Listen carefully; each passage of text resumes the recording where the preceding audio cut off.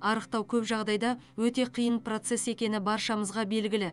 Кәсіпқой диетологтар тез арықтау үшін дәрі-дәрмек қолданудың қажеті жоқ екенін баяғыдан ескертеді. Ең бастысы салауатты өмір салтын ұстаныңыз. Арықтаудың бірінші тәсілі тәттіден бас тартыңыз. Артық салмақтың бірден бір себебі тәттіден басталады. Газдалған сусындарды мүлде ішпеңіз. Газдалған сусындардың құрамына қайта-қайта шөлді арттыратын заттар кіреді.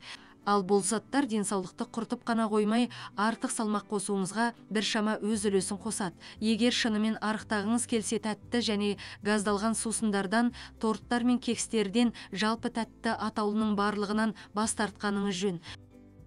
Көбірек жеміс-жидек жеңіз. Жеміс-жидектерде май жоқ, бірақ оларда көптеген дәрумендер мен өзектер бар. Сондықтан күніне 1-2 жеміс-жидек жесеңіз, аштық сезімінен арыласыз.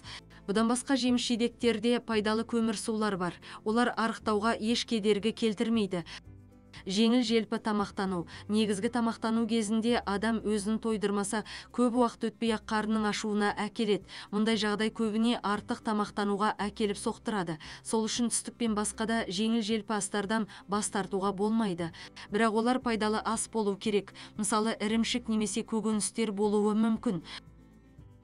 Спортпен шұғылдану. Аптасына кем дегенде 3 рет спортпен айналысуыңыз қажет. Күнделікті 5 минуттық жаттығуларда тез арықтауға өте жақсы әсерін тигізеді. Мысалы, кеудені жерден көтеру, жүрелеп отыру, тағы басқалар.